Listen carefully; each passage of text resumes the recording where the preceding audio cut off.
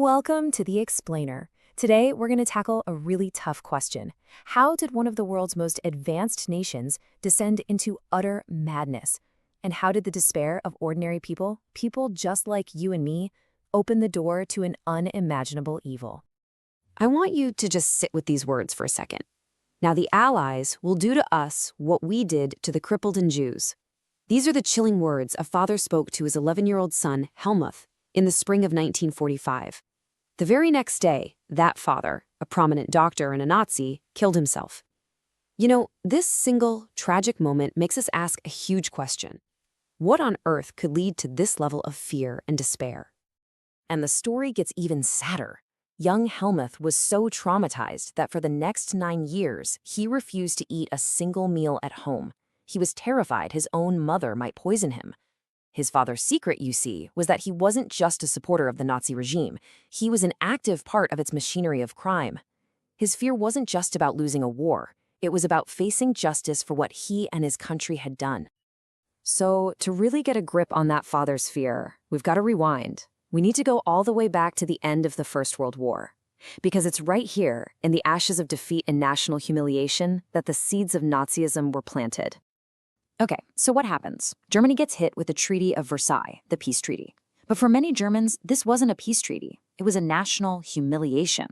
Germany lost huge chunks of valuable territory and resources. It was saddled with crippling war payments.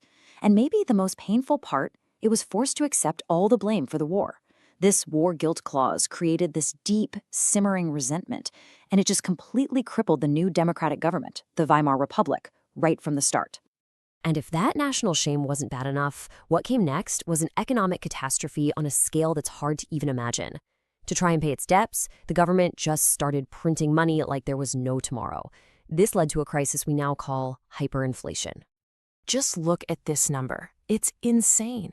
By December of 1923, one single US dollar was worth over 98 million German marks. And it didn't stop there. The number eventually ran into the trillions. We're talking people needing wheelbarrows, literal wheelbarrows full of cash just to buy a single loaf of bread. This was reality. So, hyperinflation, it's not just some dry economic term. This was a social disaster. Think about it. Your life savings, everything your family has worked for, gone. Wiped out overnight. This created this massive wave of anxiety and a desperate hunger for stability. And just when you think it can't possibly get any worse, boom, the 1929 Wall Street crash hits and the Great Depression goes global. The German economy, which had been propped up by American loans, just completely imploded. By 1932, the country's industrial production was chopped down to just 40% of what it used to be, and a staggering 6 million people were out of work. And here, this is where you see the direct political fallout. This chart is so telling. In a climate of total despair, people get desperate. They start looking for extreme answers. In 1928, the Nazi Party was a tiny fringe group, less than 3% of the vote. Just 4 years later, in the middle of all this chaos, they were the single largest party in Germany. So you've got this perfect storm of humiliation, fear, and economic chaos. And right into the middle of it all steps this incredibly powerful, charismatic speaker, Adolf Hitler. And he offered simple, radical solutions to a terrified nation. And his message, wow, was it effective?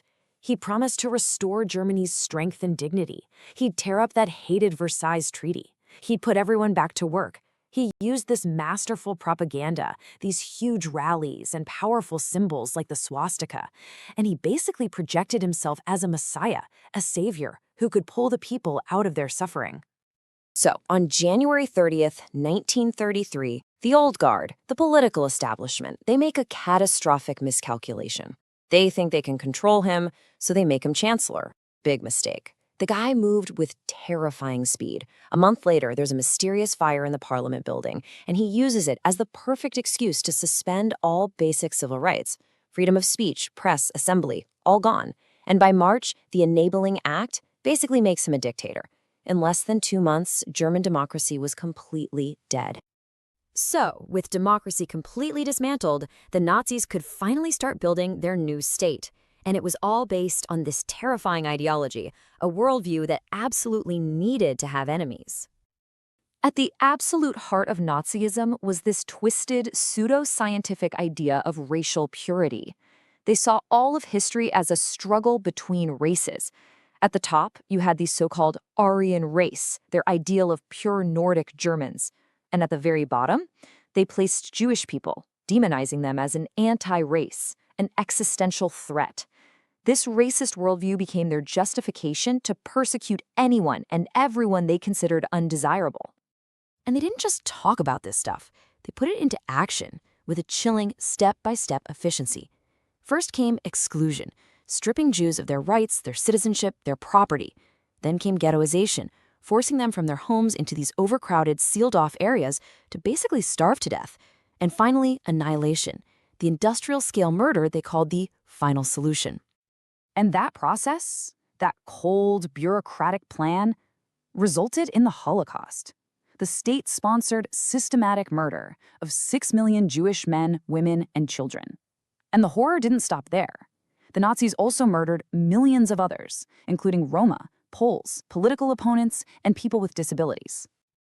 And this unimaginable number, this immense tragedy, it brings us all the way back to where we started, back to one man, Helmut's father, and his all-consuming fear. See, his fear wasn't just about losing the war. It was something much deeper. It was the terror of someone who was part of the machine, who was complicit in this massive organized crime. He, like so many millions of other Germans, was a passive onlooker, an apathetic witness who chose to look away as his neighbors were persecuted and murdered. There's a famous quote from Pastor Martin Niemöller, who was part of the resistance, that just perfectly captures this chilling silence. He said, "First they came for the communists, and I did not speak out because I was not a communist. Then they came for the trade unionists, and I did not speak out because I was not a trade unionist. Then they came for the Jews, and I did not speak out because I was not a Jew. Then they came for me, and there was no one left to speak for me." In all of this entire history, it leads us to one final, absolutely crucial question for us today. The story of Nazism isn't just something in a textbook. It's a profound warning. Understanding how a sophisticated, modern nation could slide into barbarism is our greatest tool for recognizing the danger signs and for making sure that we never, ever allow such a catastrophe to happen again.